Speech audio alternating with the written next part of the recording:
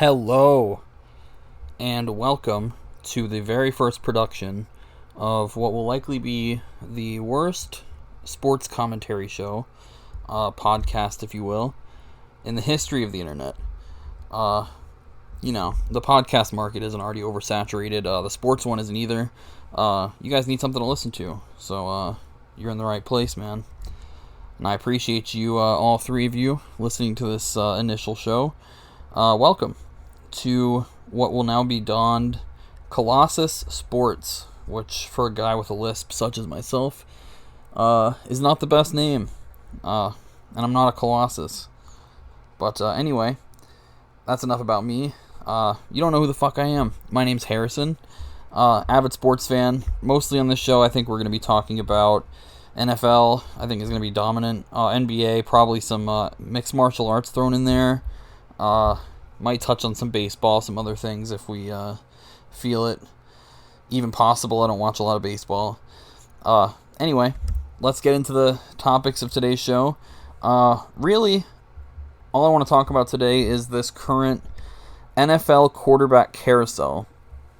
And not in my lifetime have I seen such a turnaround at the quarterback position from so many teams. Many of whom are going to draft them. Jacksonville, maybe the Jets, I think not. Maybe the Carolina Panthers. I think the Falcons are going to draft somebody to learn behind Matt Ryan. But that's not where things get juicy. So we've got a few guys. Deshaun Watson, you've probably heard the name. Matthew Stafford. The situation with Jared Goff in LA. What do the Saints do now that Drew Brees is retired? The Colts, now that Rivers is retired. A lot of questions to be answered, so I'm going to take my stab at predicting this entire thing. And I don't think it's going to be right, but if it is right, at least I've got it documented, and then I can talk shit. So, here we go. Earlier today, it was reported that the 49ers have thrown an offer to the Lions for Matthew Stafford. And I don't want to get into the trade logistics here. I'm not going to guess, the Niners trade 3 first-round picks, cash considerations, and Matt Breida for Matthew Stafford or something like that. But I think Stafford is going to go to the 49ers, excuse me. The Lions, at this point, are in a perpetual state of rebuild for at least my lifetime. Probably the duration of their franchise, if we're being honest.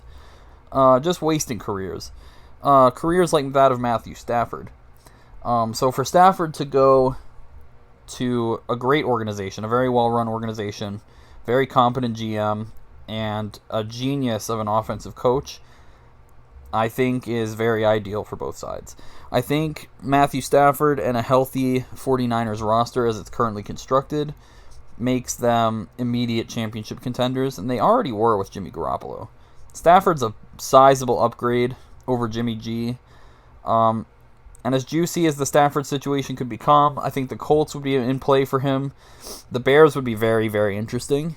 Keeping him within the division is not something the Lions probably want to do. I think Stafford goes to the Niners. I think the Colts are a possibility. I think New England is a possibility.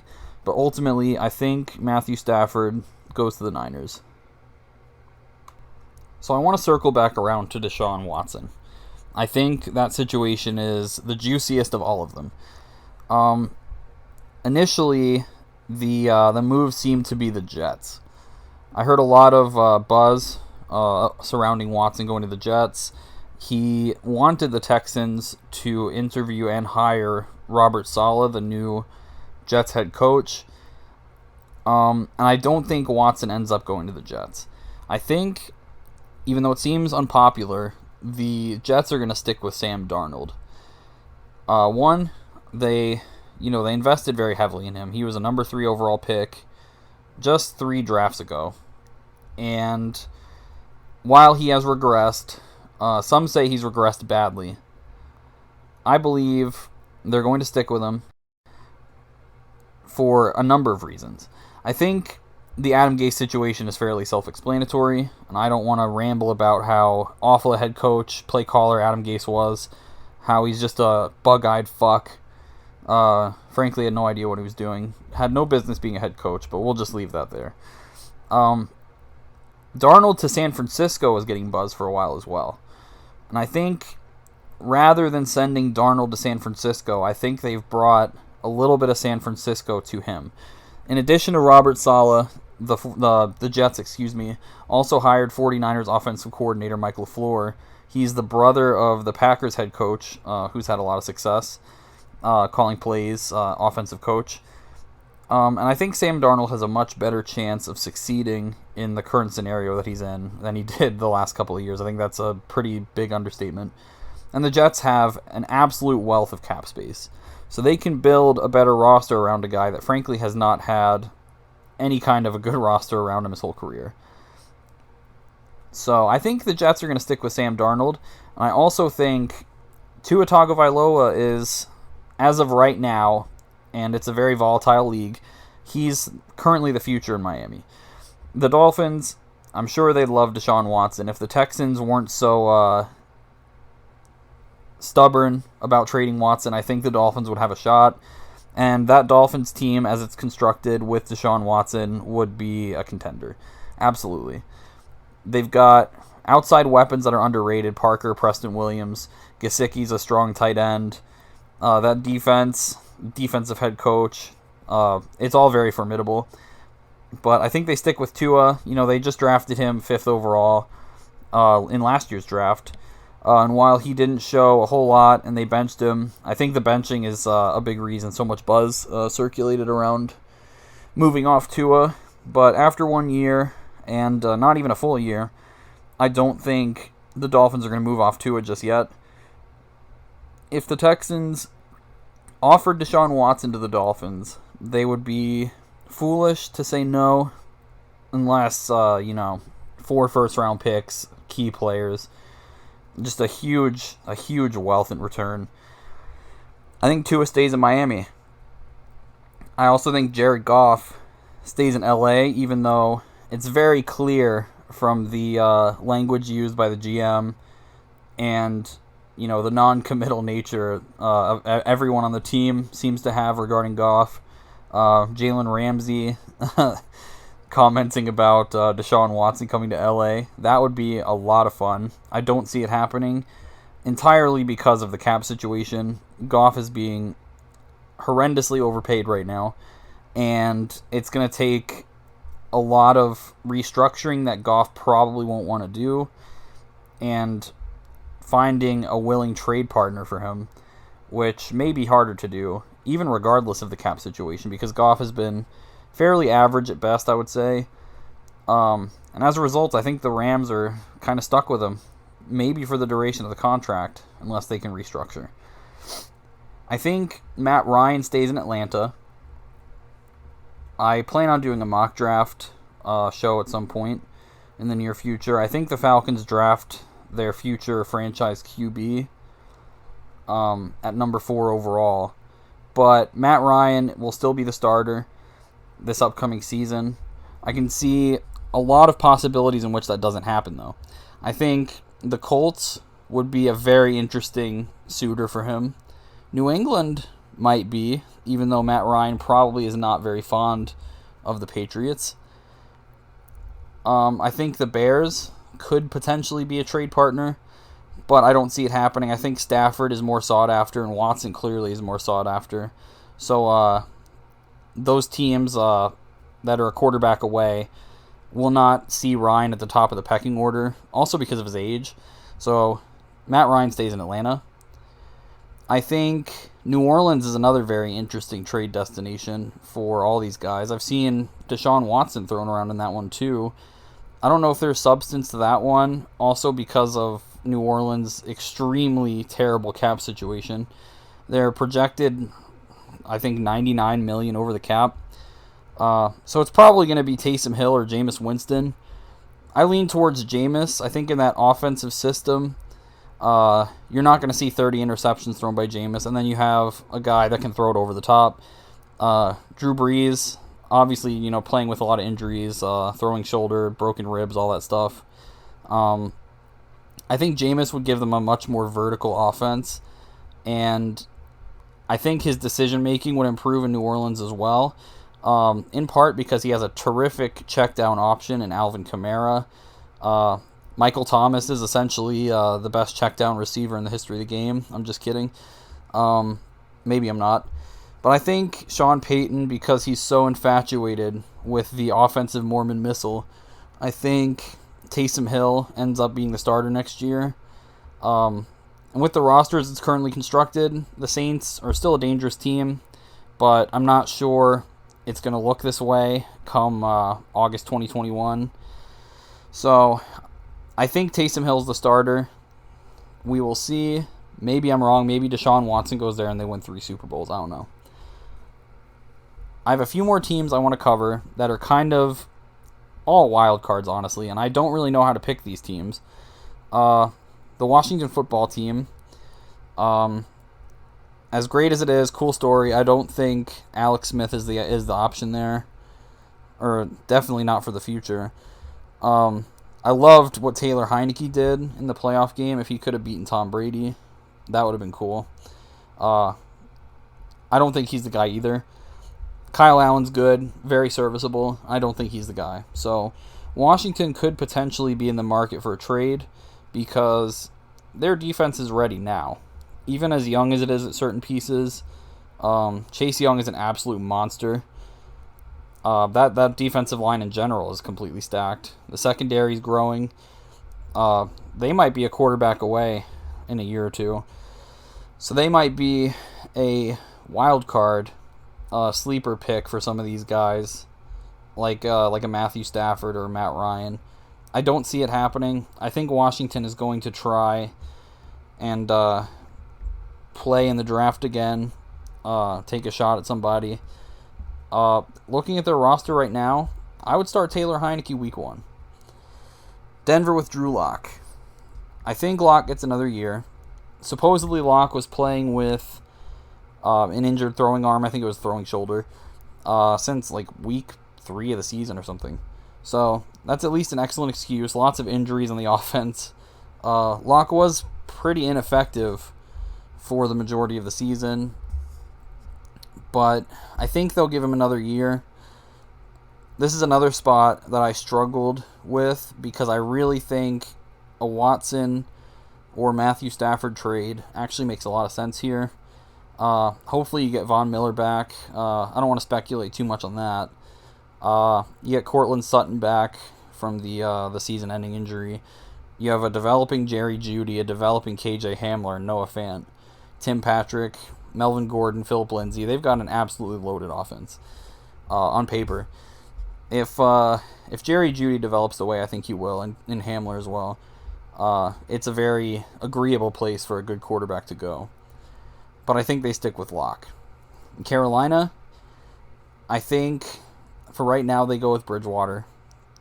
As that roster is still developing, I don't think they're quite there to the same extent that Denver and Washington's rosters are. Carolina's very, very young, still in a rebuild. Bridgewater might be the bridge guy, but he may keep them too competitive if he is able to remain consistent. At times last year he didn't impress me. But, the Kansas City game, he played great. At times during the season, he had some burst moments where he looked really good. I don't think he's the long-term guy for anybody at this point. Just too limited in what he can do. Not a strong arm. Very, very smart, very intangible driven. But I think Carolina is a team that drafts a quarterback this year, and they may be a team that trades up for one. The Raiders, I think, will stick with Derek Carr. I think there may be some quiet frustration between him and John Gruden, but I believe the Raiders are going to stick with Carr at least for another year. They may also be in the market to trade up for a QB. They didn't do badly enough to draft one of the main guys. They might be able to get a Trey Lance if he falls a little bit, or Mac Jones or Kyle Trask. But I think the Raiders may miss out on a guy that they want. And unless they can leverage a trade for one of the big targets right now, like a Deshaun Watson, I just don't see that happening. So we are left with at least the main ones for me, the Bears, the Patriots, and the Colts. So I said Stafford would be interesting with the Bears, but I've got him going to the Niners. The Lions would never trade him to the Bears. I'm taking a shot in the dark on this one. And of course the Texans have said, in their prayer circles that they're not trading Deshaun Watson at all. And at some point, he's going to force their hand. If he's as upset as he says he is, and he should be. It's possibly the joke of the league now, which is really saying something when you've got franchises like the Lions out here just wasting Hall of Fame careers and stuck in perpetual mediocrity for the past 30 years. But I think Deshaun Watson goes to the Bears, and I think that would make them a very, very intriguing team. Allen Robinson goes into free agency. That's not ideal for Chicago. Super underrated receiver. I think he's a top 10 receiver, if you ask me. But I like Darnell Mooney. I kind of like Anthony Miller. They have a great young running back in David Montgomery. The offensive line needs some work. But Deshaun Watson carried a well below average Texans offensive line. And at times he had great skill position players like Nuke Hopkins, who Bill O'Brien threw out of town for some reason. I like Will Fuller. But Watson has overcome a similar situation as far as the offensive limitations that Chicago has before. And the difference is Watson isn't going to have to throw 5,000 yards and 33 touchdown passes on a Chicago team where the defense is still very, very formidable. Arguably at least top 10. I think Watson makes the Bears a likely playoff team and a possible contender if they can retain Allen Robinson or bring in another number one option. I think that would be very interesting. I think it's highly possible Watson goes to the Colts or the Patriots, but for the sake of taking a shot in the dark guess, I'm going with the Bears. So I have no idea about New England. They're always kind of a wild card, at least not always, but since Tom Brady left, it's hard to tell what their immediate plan is. In my head, I think Bill Belichick is trying to avoid drafting the future franchise QB. I think Belichick would rather have a win-now guy, get his defense back together, the guys that opted out. Not something people talk about enough. And I don't believe they'll take another chance with Cam Newton. Maybe they will, after assembling the roster back together, maybe bringing in a receiver. But I think most likely New England's going to draft somebody, because I don't think they're going to be able to get Stafford or Deshaun Watson. I don't think the Falcons are going to want to trade Matt Ryan and go right to a rookie, whether it's Justin Fields, Zach Wilson, one of those guys, maybe even Trey Lance. I anticipate the Patriots drafting somebody like a Mac Jones. I'll elaborate a little bit more whenever I put out a mock draft. But for right now, I don't know. I don't know about the Patriots. If they don't leverage for one of these trades, they're not going to get Tua or Sam Darnold in their own division. They're not going to get Matthew Stafford or Deshaun Watson. I don't think they'll get Matt Ryan. I don't see a lot of options here. And that brings us to Indianapolis. To me, they're the most interesting team on this whole list. I think they are truly a quarterback away. If they could get Matthew Stafford, I think he's the second option for Stafford. I think the Niners and Colts are by far the most intriguing options for Stafford at this point. And if they could get Matthew Stafford, they're a Super Bowl threat, if you ask me. Elite offensive line, good, maybe not elite, but really solid skill position players. People forget about Paris Campbell. I like Zach Pascal. I like the tight ends. T.Y. Hilton is still good. He's not himself anymore, but he's still a good player. And a really solid up-and-coming defense. So I think that would be another ideal landing spot for Stafford. But again, I'm just not sure. So that means we're going to go with Andrew Luck. No, that's not going to happen. Maybe it will. Maybe 7 months from now, I'm going to look like a genius.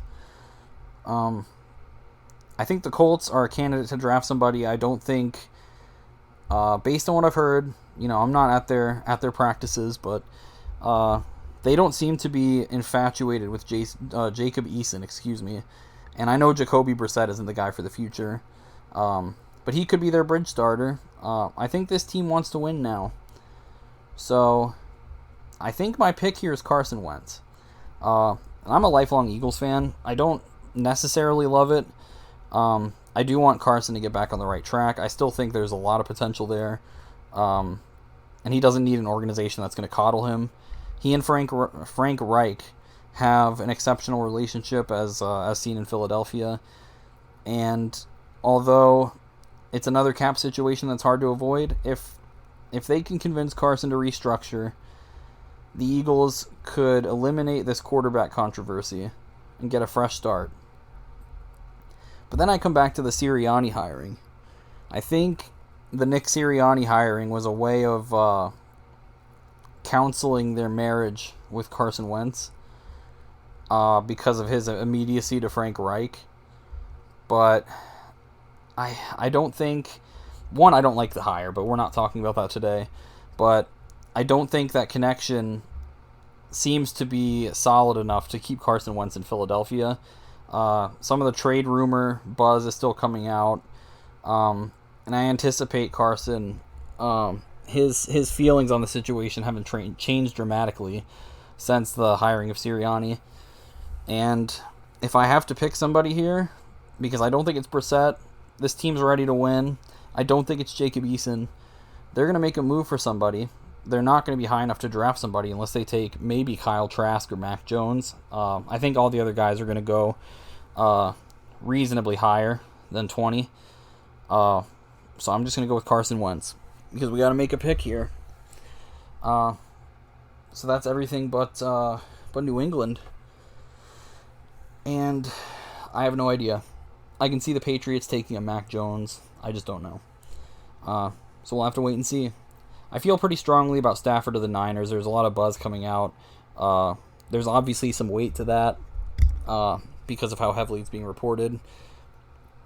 So I think that wraps up our quarterback carousel at 22 and a half minutes. So thank you if you've stuck around for this long. I certainly appreciate it. I'm still trying to figure out the format for the show. I'm working on setting up a studio right now, or a very B-list makeshift studio. Probably just with a webcam and this blue mic. We'll see how that goes. Probably try some shorter format stuff at some point. But yeah, I have one more thing I want to talk about here, and that is the Super Bowl, which is a week from this Sunday.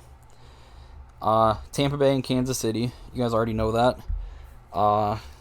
Brady versus Mahomes. I think this is a very interesting game. I would have liked to see Buffalo make it. I think Buffalo and Tampa Bay would have been a really, really funny Super Bowl matchup. As of right now, I don't want to make a concrete prediction on the game. I don't think this is a game that I would bet. But as of right now, I would take Kansas City. Tampa Bay's secondary jumps off the page at me when looking at this game. I just don't see how they can cover Hill, Travis Kelce, Demarcus Robinson, Mecole Hardman, etc. And the Chiefs have Clyde Edwards-Helaire back.